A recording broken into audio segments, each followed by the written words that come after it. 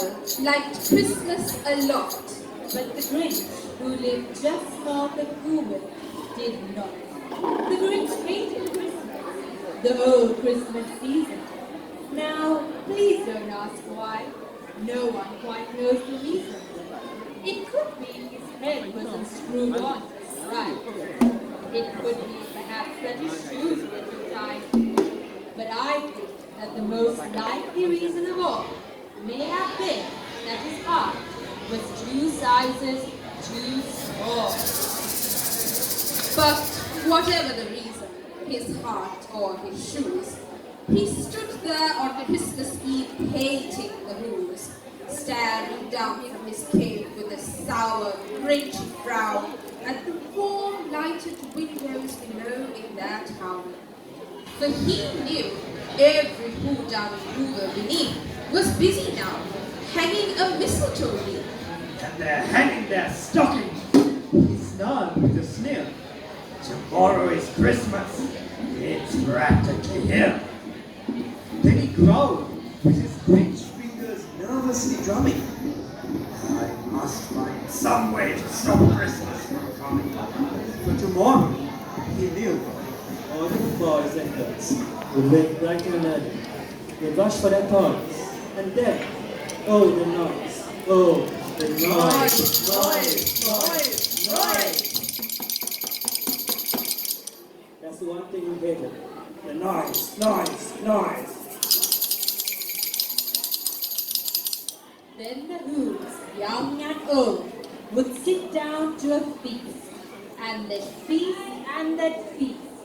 And they'd feast. They would feast on Who pudding and rare Who roast beef, which was something the Grinch couldn't stand in the least. And then they do something they like Lisa called. Every Who down in Hoover, the tall and small, would stand close together with Christmas bells ringing. They'd stand hand in hand and the Who's would start singing. They'd sing, and they'd sing, and they'd sing.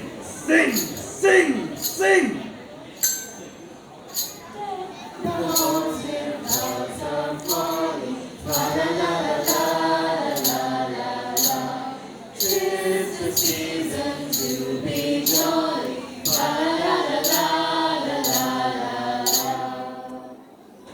And the more the Grinch thought of this whole Christmas sing, the more the Grinch thought, I must stop this whole thing. Why, for 53 years, I put up with it now. I must stop this Christmas from coming. But how? Then he got an idea. Aha! An awful idea. The Grinch got a wonderful, awful idea. I know just what to do. The Grinch laughed in his throat, and he made a quick Santa Claus hat and a coat, and he chuckled and clucked. What a great Grinchy trick! With this coat and this hat, I look just like Saint Nick.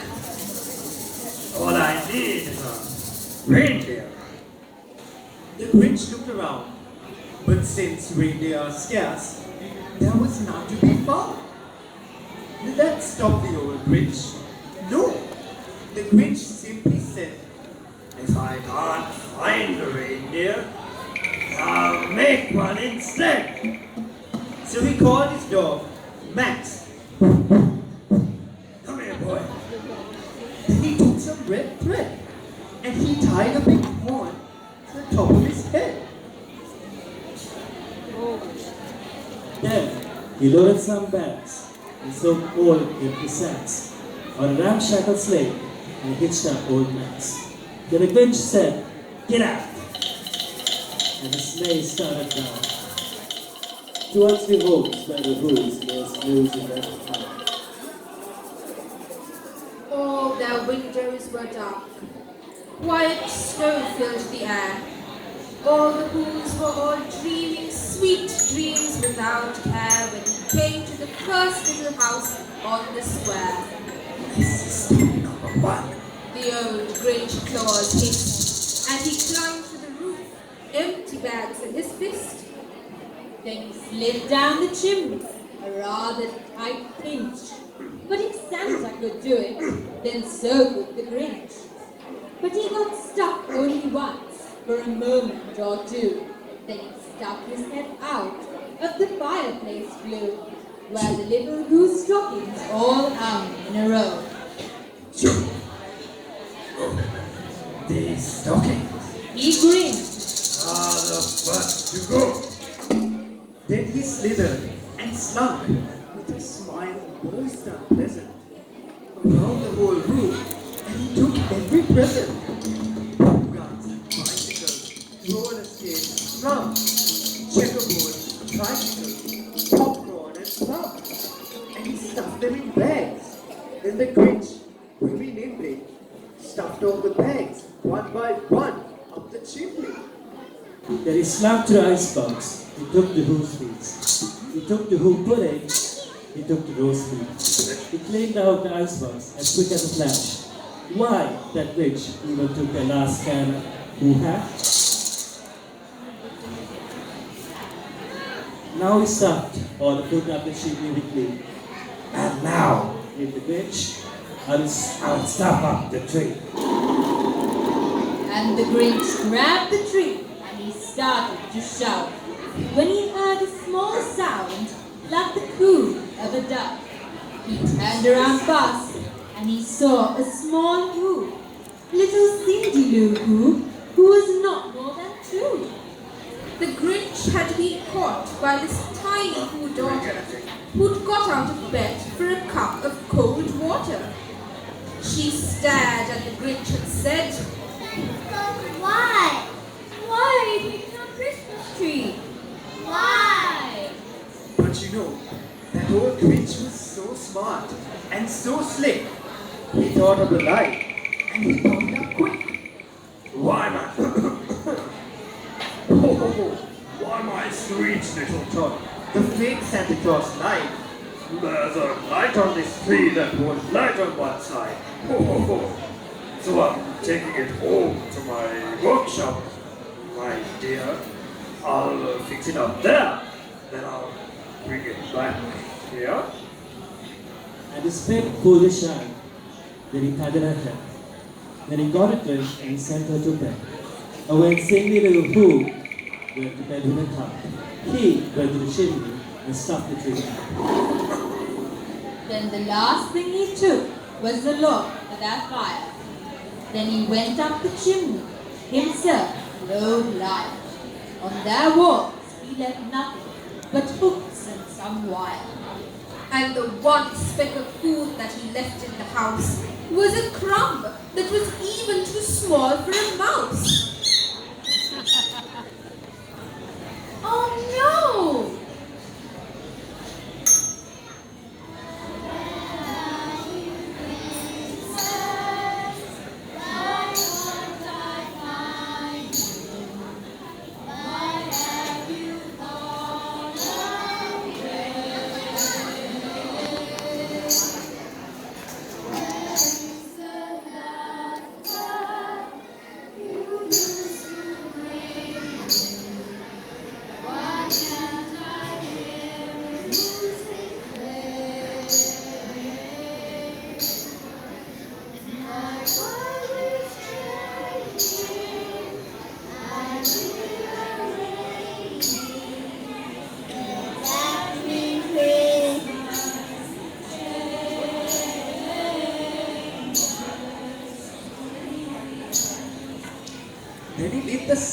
Then he did the same thing to the other Who's houses. Leaving crumbs much too small for the other Who's mouses.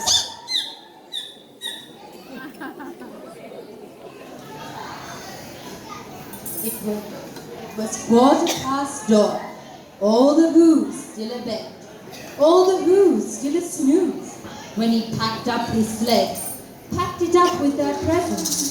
The ribbons, the wrappings, the tags and the tinsel, the trimmings, the trappings.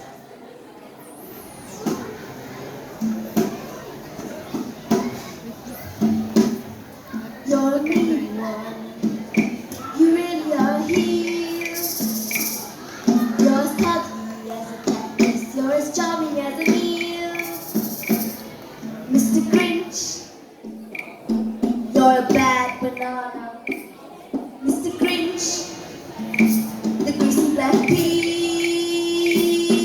You're a wild one, you got tomato in your smile. You have all the tender sweetness of a seasick crocodile. Mr. Grinch, you're a foul one, friends. You don't have none, I wouldn't touch you with a 39.5-foot pole.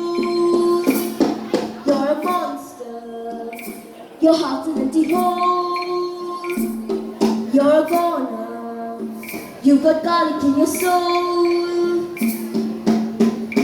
All the smiles hold me, I turn up the frown. All the decorations, I tear them down. You can ask Max, I don't play around. Hey yo. Who is this mean fellow with the skin all green and his teeth all yellow? What you so mad for? Halloween, come around and me and knocking at your door. Who is this mean fellow with the skin all green and his teeth all yellow? What you so mad for? Halloween, come around and me and knocking at your door.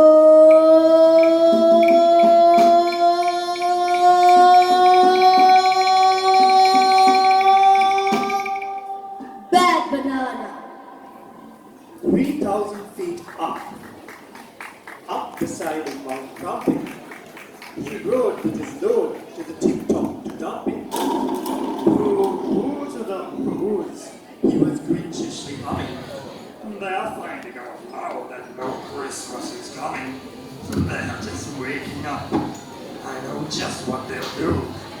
Their mouths will hang open a minute or two.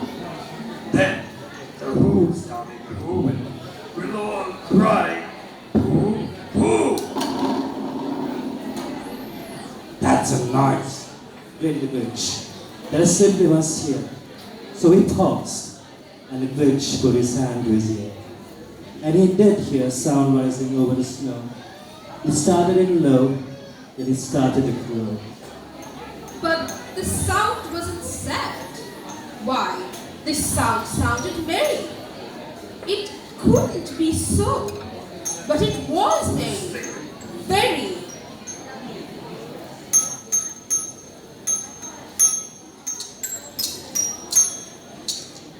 Jingle bells, jingle all the way. Oh, what fun it is to ride in a one-horse open sleigh. Hey, jingle bells, jingle all the way. Oh, what fun it is to ride in a one-horse open sleigh. He stared down at Whoville. The Grinch popped his eyes. Then he shook. What he saw was a shocking surprise. Every who down in Whoville, the tall and the small, was singing without any presents at all. He hadn't stopped Christmas from coming. It came. Somehow or the other, it came just the same. And the Grinch, with his Grinch feet ice covered in the snow, stood puzzling and puzzling. How could it be so?